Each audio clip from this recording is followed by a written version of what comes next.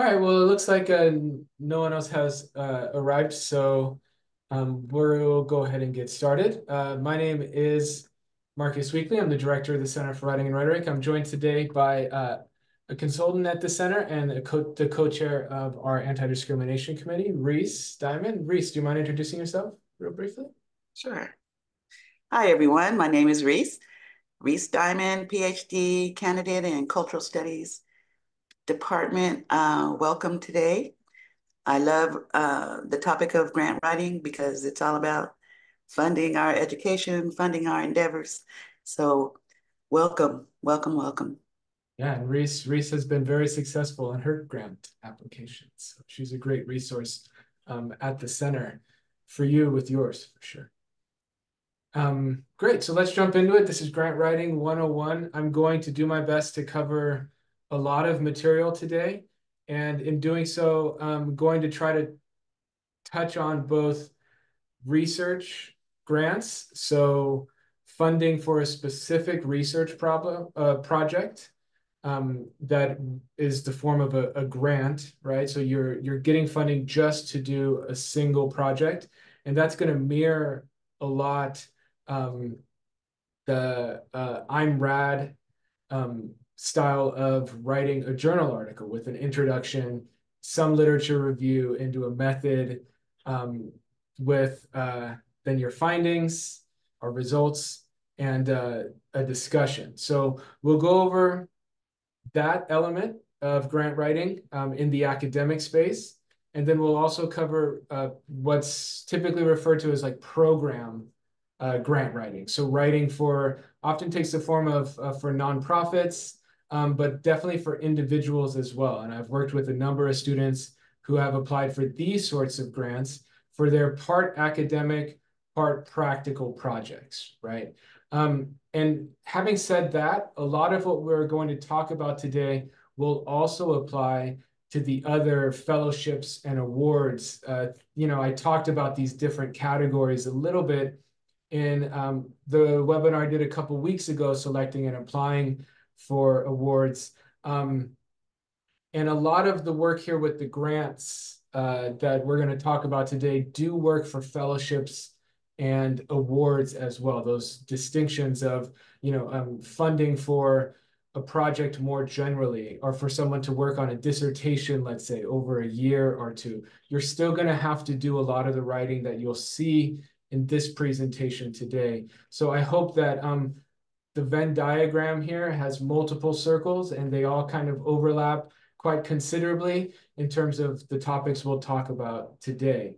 We are also offering webinars on both the Crossing Boundaries Research Award. That's an internal CGU award. I think we're doing that next week. And then in March, we're going to do a webinar on the other internal CGU awards, the dissertation and the transdisciplinary dissertation awards. And all of those take the form of that award/fellowship category. So if you do want to learn more about those, what we'll be going over will apply for those specific internal awards, but will also apply for external awards as well in terms of the genres of writing. That was a long introduction. But here we go. Today's topics start with, the background, problem, and significance section of a grant. Some, grant applications will vary. Some will have 3 distinct sections. Some will have 1. But these 3 main topics that should be included if there are specific sections or not. Then goals and objectives, which again might be combined with background, problem, significance in some applications, but should be addressed distinctly and uniquely. Then a method and program narrative section, which will be research on one side, program narrative is the equivalent on the program side, and then your evaluation section, which needs to tie directly into that method or program narrative. Then the whole other set of sections that are unique to grant applications, which are going to be budget, often timeline, not always, but these sorts of related sections like budget, timeline, and other things. And then the abstract and summary sections, which are almost always required. So to start with the background, problem, and significance, the kind of go-to advice for grant writing is to start with the guidelines that are provided to you by the funder. Okay, different funders have different priorities. They're going to ask for different things in their applications. As I talked about in the webinar a few weeks ago about selecting awards, the first step is to really apply for awards where you're a good match for the funder's goals. And that's because the funder's review committee is going to be looking for someone who's doing a project that aligns to what the difference they want to make in the world, right? So you want to start both with finding a good match or good matches for your goals, but then you also then want to just dive right into their specific guidelines and use them as your guide, right? So the best thing to do, the easiest thing to do is just start to create an outline with headers or sections that exactly mirror what's on the application for the specific funder you're working on. Now, I think that you can develop, especially if you've got a specific research project that you're going to apply to multiple awards for, then you have kind of, this nice initial resource, whatever you've written up. To be simple, let's say you've written a dissertation proposal, right? And you want to get funding for your dissertation. And you're going to apply to the internal CGU award or maybe both. But you're going to apply to some external awards too, right? So your starting material is going to be that proposal. Let's say you're working with some colleagues, on a research project outside of kind of the end of degree milestone. Same sort of thing. You've designed a method, you have an idea of what this project is going to be. You then take that and you create an outline for the different awards you want to apply to, and you're going to plug in to those different award applications, the parts of that same sort of starting material that you have. And then from there, you're going to build out those different sections based upon what the funders are asking you to discuss in greater or lesser detail. A very helpful tool, if you don't already have a project worked out, is the CARS model, which I'm going to talk about real briefly here, which is a model developed in writing studies for introductions to journal articles, made up of 3 rhetorical moves, which appear in journal articles across the disciplines, definitely in the sciences and social sciences, and to some extent in the humanities as well. And more or less with these rhetorical moves, why this is helpful is that they encompass the information of background, problem, aim, and significance within them. So I'm going to talk about those real briefly. I think they're a great planning and brainstorming tool. But that doesn't mean necessarily that you should just follow the CARS model and submit that as your grant application for those sections. You really should follow the guidelines provided by the funder, and then having worked through an idea of a CARS model type introduction, I think you pull from it and insert into the specific areas of the grant application you're working on. If they just do one of those things that I've seen in a number of grant applications where they don't break up, like, here, give us some background, give us your problem, give us your goal, your objectives. Here's kind of like a sample. Number 4 here is a bit of a sample that you could follow in terms of structure. I would recommend starting with the background that your audience needs to know to understand the specific narrower problem that you're going to be looking at. After addressing that narrower problem, you're going to want to talk about what your goals are in working to solve that problem, right? Most studies won't be solving a problem entirely. You're taking a chunk of it and working towards a larger goal. And then the impact or significance of doing so, plainly stated for the review committee. So for the CARS model, a consultant created this image and I really like it. So we've got the broader topic, right? On the left, on the, the light blue circle here. And almost any grant application or research that you're going to be doing is not going to be addressing a broader topic in its entirety. You're going to be pulling out from that a subtopic.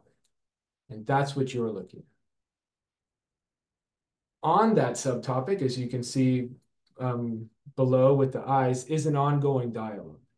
So that is probably in the form of previous research that's been done. And with that previous research on the subtopic, there might be debates that are occurring. There might be things that are known, things that are unknown, things that are contested about that subtopic. You can also think of that subtopic as a problem in the world, or a theoretical problem.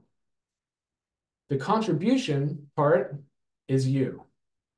So given that ongoing dialogue about your subtopic that you've chosen from a broader topic, what is your specific contribution? So in the introduction, and I would just think of these as moves, right? For your specific case, if you're writing a grant application, if you know these three moves for yourself, you'll be able to write a background section, a goals section, and a significance section, and a problem section. Move one, what is the situation? So why is this topic important and what has been done on it by whom? Okay, so this first part, moving from more general to more specific in an introduction, and you'll see in an example or two here in grant applications as well. You want to show that there's an important topic that exists and why it's important to some extent, to some initial extent. And then what has been done on this? What do we know about it? Okay, at this point, what's the current situation? From that move, you introduce what your problem is, and that's typically found by establishing a niche or a gap.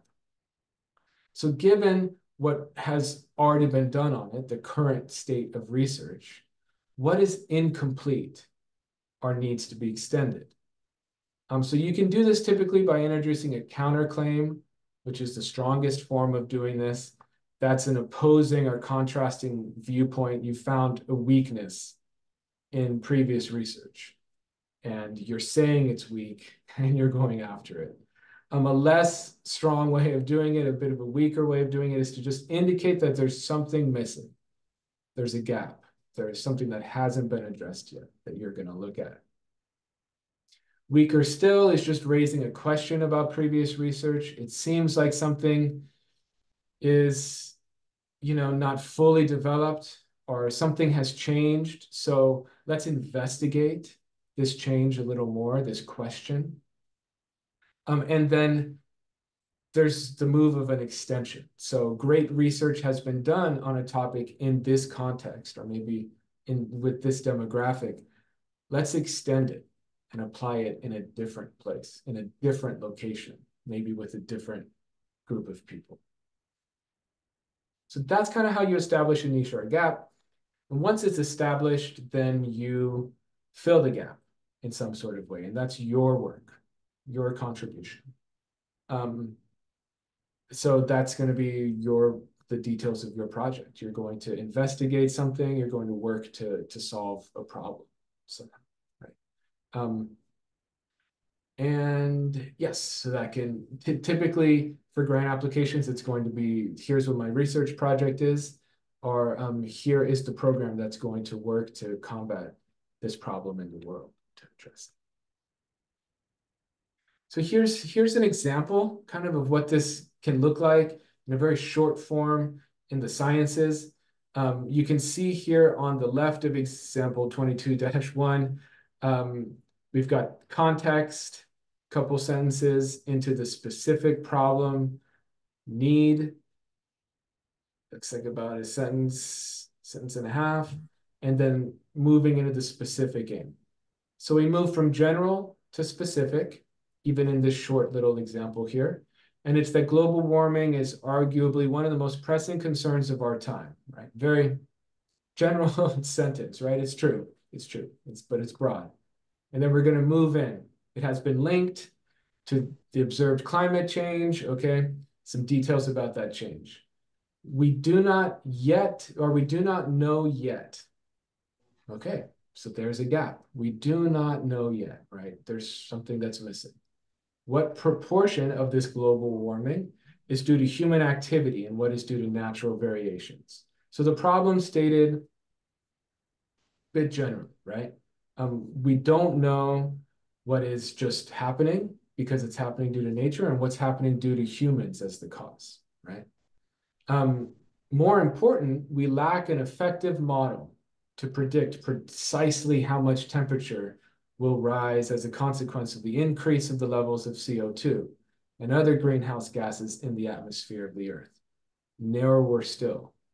So even more honed in than the bit more general, we don't know what's human activity and what's natural causation. We don't have a model to accurately measure this difference, right? So our problem is now even more specific. In this proposal, we aim to, and then you can imagine a delivery of a specific proposal aimed to address that even narrower problem of developing that effective predictive model. And then a bit of a significance that might appear a little bit later on in the same sort of example, because the consequences of global warming for life on Earth greatly depend on the actual warming, on where the actual warming lies within this predictive range. It is critical to narrow the range by improving our understanding. So you could actually see, since there isn't, in this example, it looks like a significant section on its own in the application, you're going to be dropping in important points of significance throughout this kind of introductory section. But this is a good example of stating it really directly. You know, you want to talk about, here's the sort of thing that'll happen if the problem is left alone, right? And you want to do that in detail if you can. Shifting over, and here's an even more detailed significance section of the same sort of example here, which you can see is even longer in this case and with even more detail. You'll see with different applications, you're going to have to make decisions based on what you're going to fill the limited space you're given. Some applications will give you far more space than others, and if you don't have a lot, you'll find yourself having to make some tough decisions and cut out. You know, you might want to include a paragraph of this size, but you only be able to include a sentence or two tied into your problem or your method, the actual process, or maybe your aim, and you'll want to be expressing significance through other sections simultaneously. On the program side, we have an example here of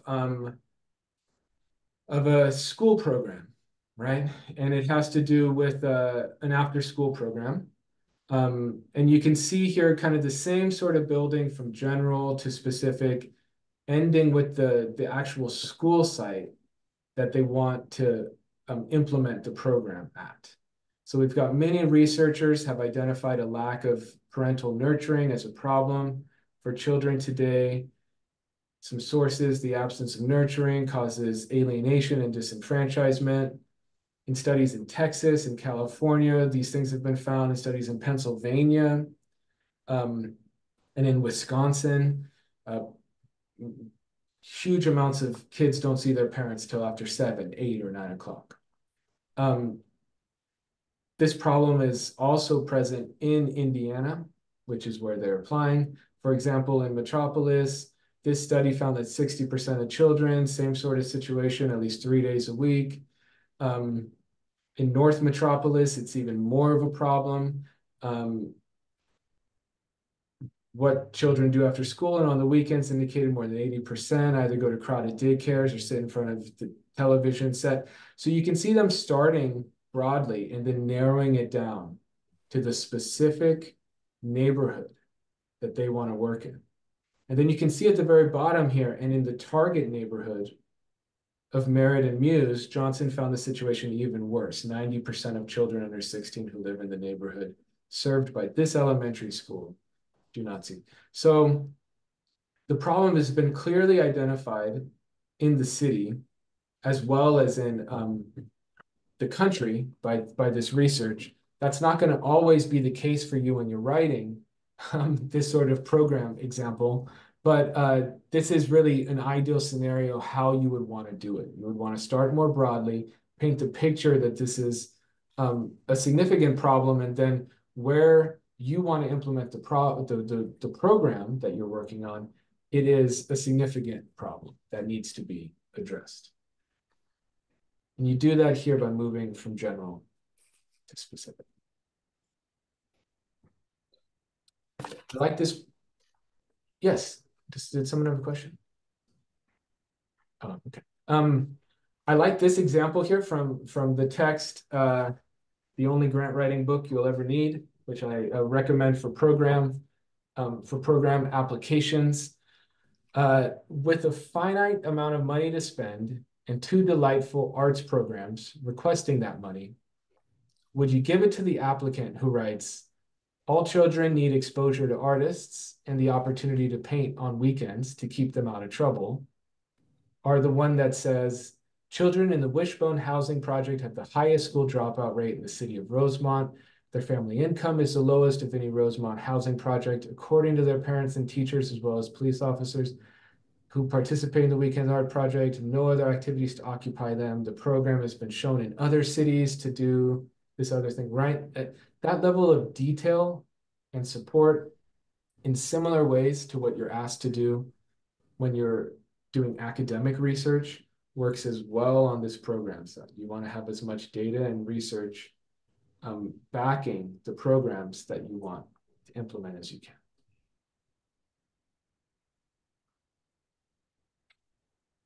So shifting over to the goals and objectives sections of a lot of grant applications. Again, sometimes background, problems, significance, and goals will all be meshed together in some research applications, or sometimes they'll be separate. Generally speaking, and especially on the program side, there is often a distinction between goals and objectives. So goals are going to be longer term intentions or goals that you want to address, but won't be solved by a single piece of research or a single program, right? So in that program example we just had, there's a larger problem across the country of kids just not interacting with their parents as much as they used to. And these have all sorts of impacts, right, in society. That is, improving that situation would be the larger goal, but a single program is not going to accomplish that because the problem is far too complex. The objective is going to be the narrower.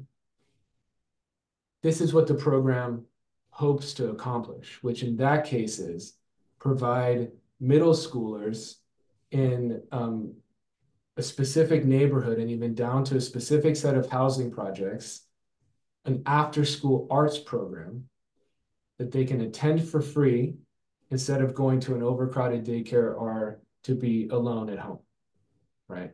So that is going to be a much more specific objective instead of the bigger goal in terms of grant kind of speak. If they do, I have seen some that ask for both of these specifically. And I've had some, and I've seen many that also just kind of use them interchangeably. But I thought I would mention this.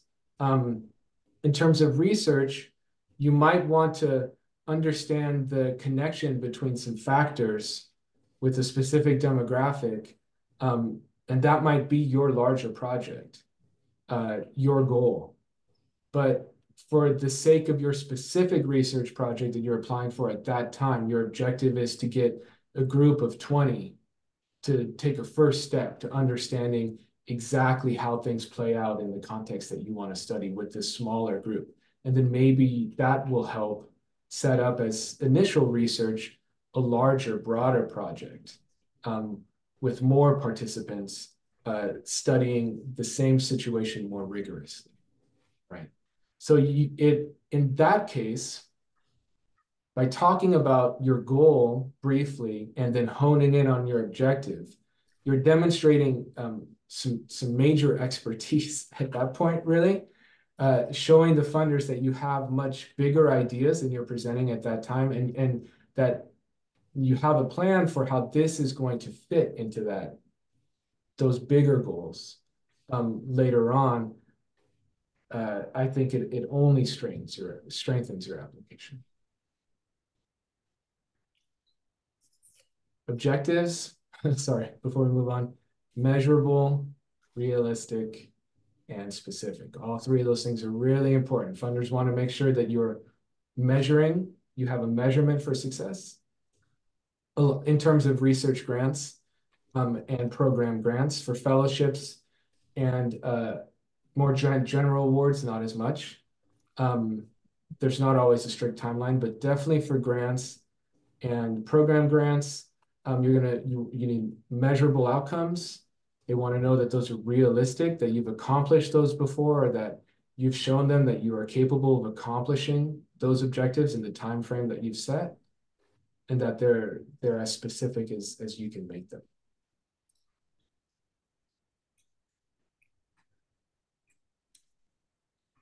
Here are some programmatic objective examples. So one obvious measurable objective for a weekend reading program would be an improvement in reading scores by the end of the year. A second objective might be any measurable improvement in children's expressed enjoyment of reading on a standardized, validated survey.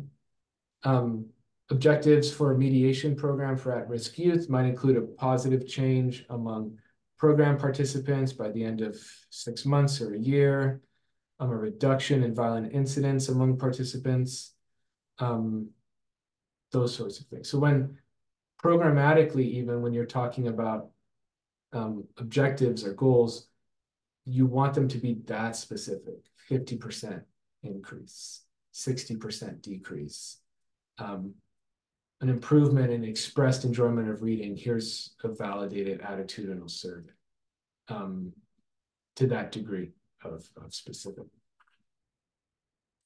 For research, that's kind of built into the method portion of a grant application, right? So going back to our earlier example here of global warming, lacking an effective predictive model to know precisely how much the temperature will rise as a consequence of an increase in CO2.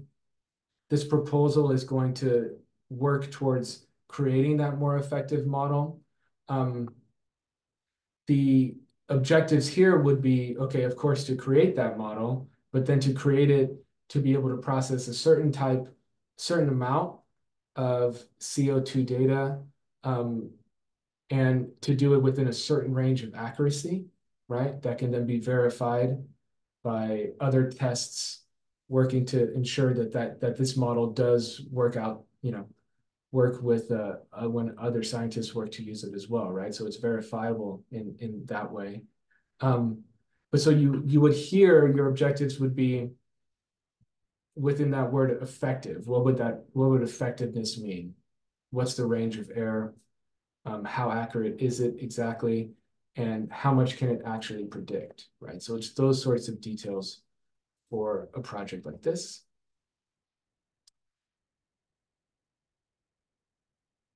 Yeah.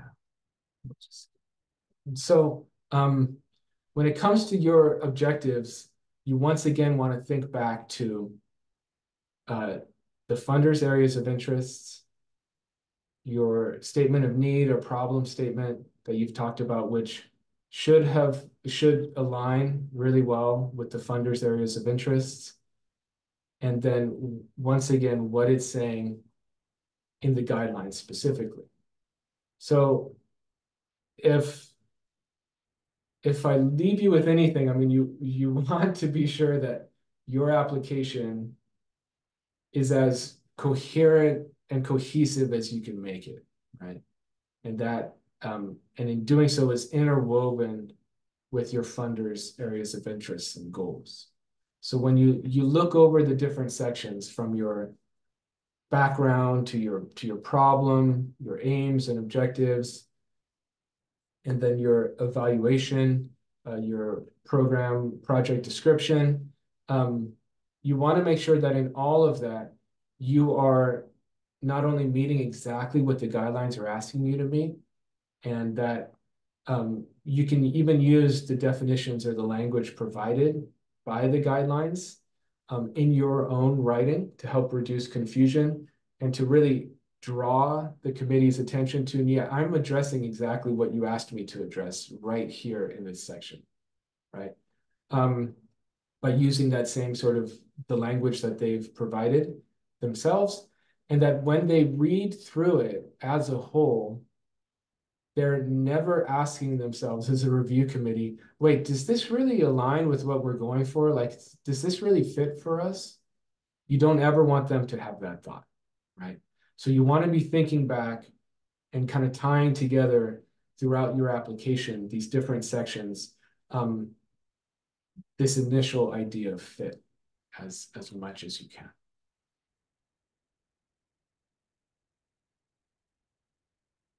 Yeah, so a question in the chat is asking for a discipline where quantifiable data is not widely used. How can you show measurable objectives? So for a specific type of grant, if you're doing grant proposal for a specific research project in the humanities, let's say, you're still going to have a question that you're trying to solve, right? And you're going to develop a method, which we'll talk about here in the next section, to work to solve that problem. And there's going to be some sort of outcome to that. Most funders will look for you to express your findings in some sort of way, through some sort of presentation or publishing, or maybe directly on their site or through the mechanisms that they ask for. So that's one of the outcomes. But you want to create an idea of what it would look like to solve that problem to the extent that you feel like you're able to do it, accomplish it within the boundaries that the funder is able to provide. So again, you're going to want to think about the distinction between goal and objectives. And if they're willing to offer, a certain amount of funding, you might have a larger goal in mind, and you're going to chunk that down to a portion of it. And your outcomes are going to be able to address the problem by integrating specific sources, by doing specific research on the topic up to a certain point that then will help you to, understand it to that degree that you've set out ahead of time. And I'm saying that kind of generally because in the humanities, there are going to be more fellowships and awards oftentimes than grants. And when there are grants, the applications are going to look slightly different in the humanities to kind of take into account this difference, that you won't always be going out and conducting research in the world, though, humanities is doing that more, especially in cultural studies and in history, in the digital humanities as well. But there will be different markers that the funders will often require. And a lot of those will have to do with the presentation of findings, either in written or oral form, or through other types of media. that they're going to kind of integrate in to their grant requests. So they're going to ask you to really clearly delineate a problem that you're going to work to solve, and then share the results of that in some sort of way. The most important part with the humanities is really that chunking, that understanding the bigger goals you might have, and then the specific objectives that you would be able to accomplish within the boundaries of what the funding is being offered by that specific organization.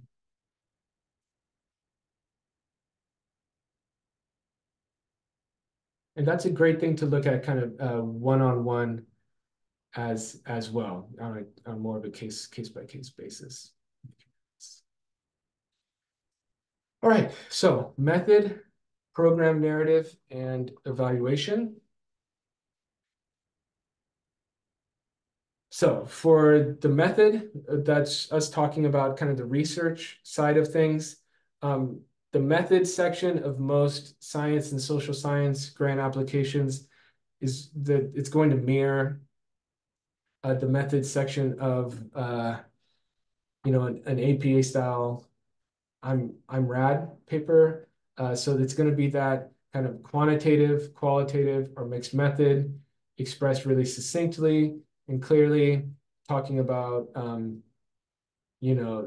participants, tools that are going to be employed, over what time, demographics, all of those sorts of things were spelled out really clearly. If you don't know about the journal article reporting standards developed by the American Psychological Association with this latest edition of APA, I highly recommend that you check it out. It is a very succinct guide to those three major methods, quantitative, qualitative, and mixed, broken down step by step of what should go in that section, or also what just should comprise a method, and either quantitative, qualitative, or mixed. Very helpful there. And in terms of the program grant application, this is kind of the heart of the application, and it's the program narrative or design, usually called one of those two things. And this kind of tells the story of what you're going to do and how you're going to do it, with whom, and in what time. So you return again to the funder's goals at the beginning. The problem that you've talked about, you touch on it again because you're drawing a direct connection with other parts of the proposal, and then you're really laying out, this is what we're going to be doing with these staff members, with these groups. Here's exactly what it's going to look like at this stage, at the next stage. Here's what we're going to be employing, kind of telling the story of what the program design is in a bit more of narrative language, kind of telling the story of the design, and then providing alternatives, plan Bs, if things don't work out perfectly. That's an essential part of this sort of narrative or design. And then typically timelines are asked for, but even if they're not, I often recommend still talking in terms of a timeline of exactly what's going to occur when, in order to accomplish the objectives that you've set out.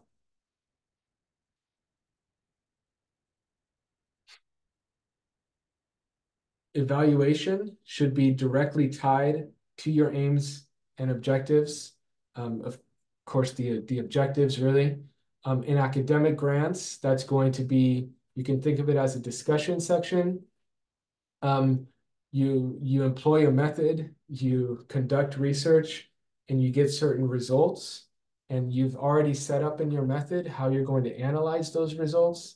So with the analysis being completed, you'll have an opportunity to assess those results in light of existing research, and to be able to determine how valuable they are in working to solve the problem, to understand the situation better, and therefore how well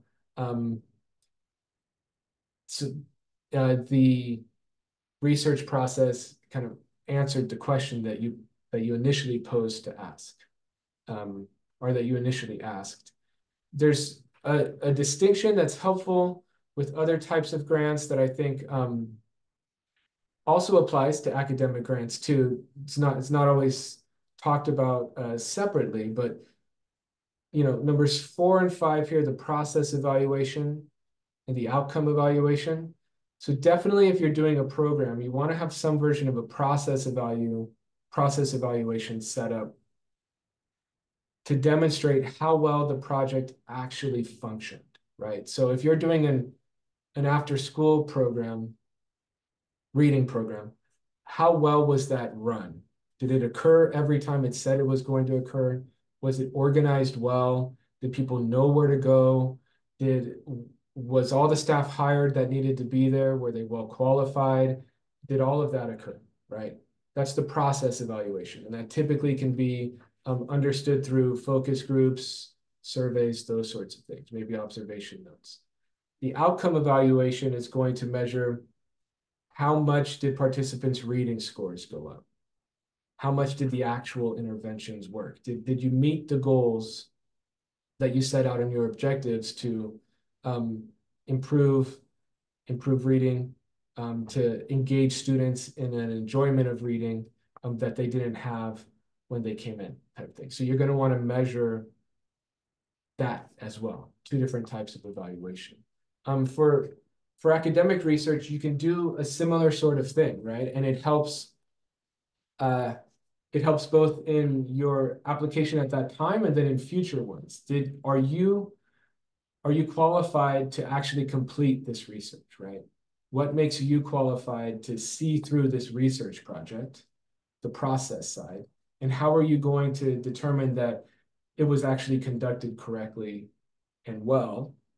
And then the outcome evaluation being, did we see the changes, or were we able to measure or understand better the situation that we posed in our research question and then our hypotheses, right? We tested our hypotheses. So this evaluation distinction can be really helpful in strengthening the rigor really of you showing that you've developed these objectives really intentionally and clearly, and that you're going to test them in a multifaceted way to ensure that on multiple levels that the program or the research project is being carried out correctly and thoroughly.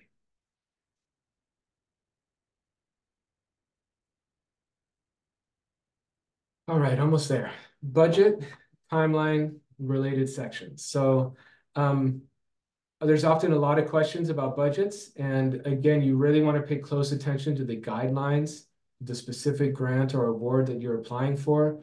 There are going to be distinctions about what can be included in the costs. Some will include staff and travel, some won't. Some will include overhead costs, some won't. Some will allow for living expenses, right? It's all these sorts of things. You want to pay close attention to what the requirements and allotments are. When you're building your budget, you want to be as specific as possible.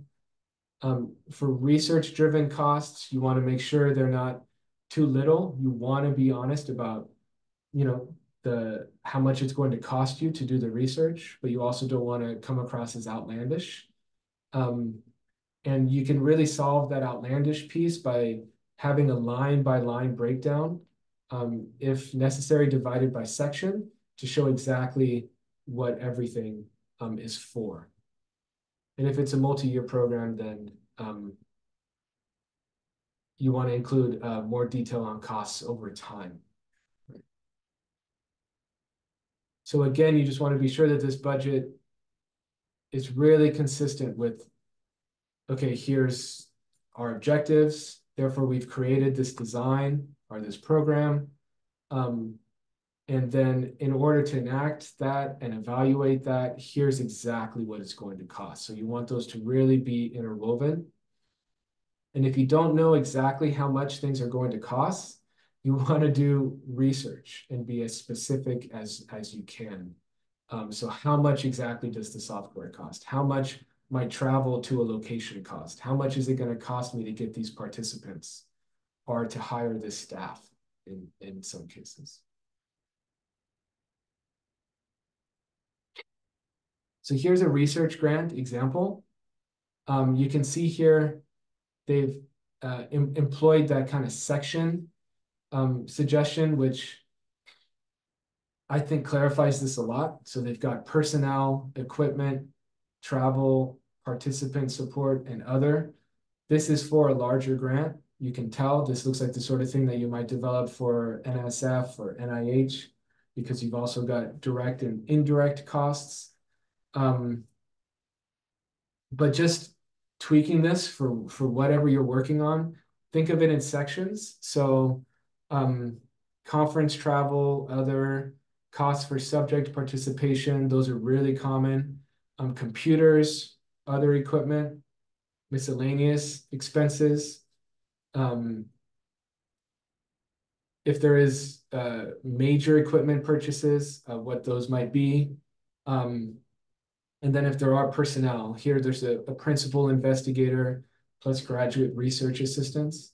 I mean, in those cases, they broke it down hourly into yearly. And indirect costs are typically when it's a larger award that's paid directly to CGU. In our case, the funds will go to CGU and then CGU distributes it to the individual researchers. And with that process, there's typically indirect costs built in to the to that operating costs of the university. For a program budget, again, it's specificity and being, as detailed as you can.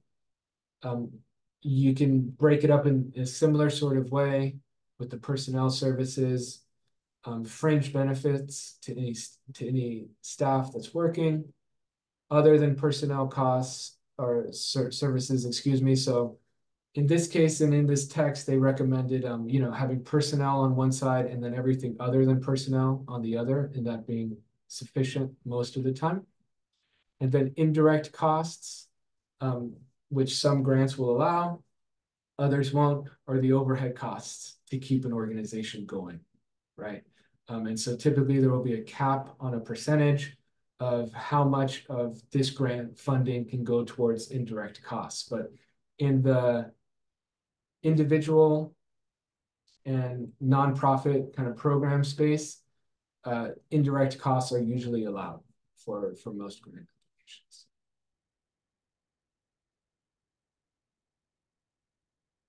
So here's a reading literacy program, kind of again, taking the section and then line by line cost approach. I think even if you're applying for an internal award here at CGU, like if you're doing one of the dissertation awards or the crossing boundary awards, in your budget section, if you broke it down in this amount of detail, it's only going to strengthen, your application. So I think for awards and fellowships too, if you're applying for a $25,000 dissertation fellowship, if you can show, living expenses will almost always be allowed for that sort of dissertation fellowship.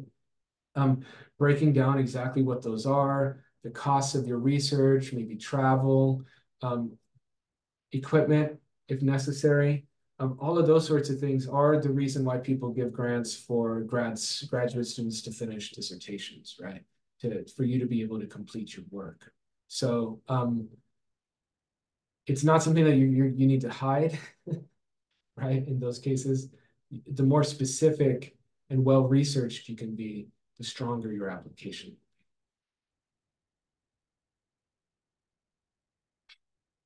And my timeline thing. I really like timelines. They're not always required. For For example, and they vary in type and degree of detail. For example, the internal transdisciplinary dissertation award asks for an academic timeline.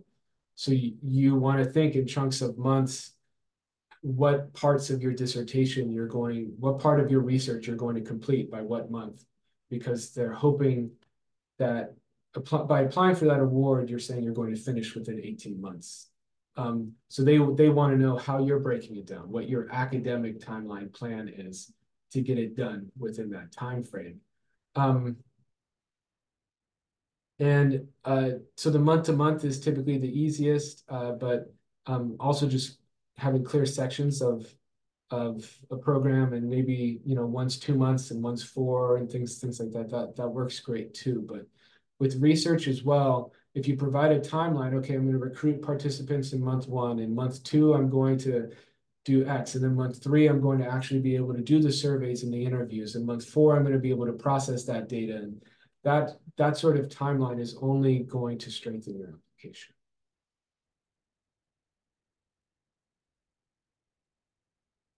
So real rough, let's say this is a program that you're kind of working out. This is the sort of thing that I think might help you do the planning. You'll start by preparing ads, develop an advisory board, recruit, complete testing, implement, then evaluate and report to the funder. So that's the year. For research, you can set up a very similar kind of timeline where, okay, here I'm going to get IRB approval. I'm going to work on this. Okay, here I'm going to recruit the participants in this sort of way. It's going to take me a couple months. Okay, once I have that, then I'll be able to write. Same sort of idea on the research side. Yes, this will definitely be, I'll send the slides and the recording to everyone who registered for the webinar. All right, five minutes. We're going to try to, the abstract and summary statements. For academic grants, you can think of the abstract or summary requirement as the same as you've read in journal articles or you've written for a journal article or a class paper. For program grants, you really just succinctly state the main sections that we've talked about. So that's going to be a description of your organization, which we actually haven't. So either as an individual applicant or an organization, a brief description. Then from that into the problem need, the description of the plan or program, your evaluation, and then the cost and budget. It's meant to be a summary so that they get it ahead of time, right? They get all those major details ahead of time in a succinct format so that they're filling out all the details as they read through the rest of their application. Just real briefly, the main rhetorical moves in an academic abstract, you're going to want to introduce the situation or problem, then explain the purpose of the research, then describe the methods, materials, procedures, present findings or results, and then discuss implications or recommendations. Again, you want your reader to be able, within a paragraph, sometimes 2, for a dissertation, a couple pages, but you want them to really have a clear idea of what you did, why it matters, and what some of the major implications or findings are by reading that summary or abstract piece.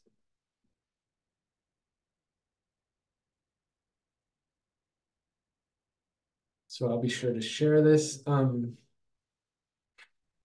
There is some distinction in terms of results-driven abstract where it does focus more on findings and what might be concluded from the research. So overall, kind of percentage-wise, that is going to be, maybe a third of the overall abstract will be dedicated to the findings and what can be concluded from them. That is so that, your audience is determining, okay, does this fit in with my interest? Oh, does this fit in with my literature review? Does this fit in with what I'm studying now? Should I keep reading, right? A more summary version of an abstract is really just going through and providing 1 to 2 sentence synopsis of each section of your paper. So for the grant context, you're probably going to be doing more of the summary abstract because you don't have your findings yet.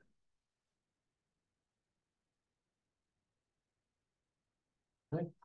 And on the program side, here's just some great kind of structural breakdown with some prompt questions of what that summary section should look like, what should go into it. And again, there's going to be a different amount of space allowed depending on the specific grant application.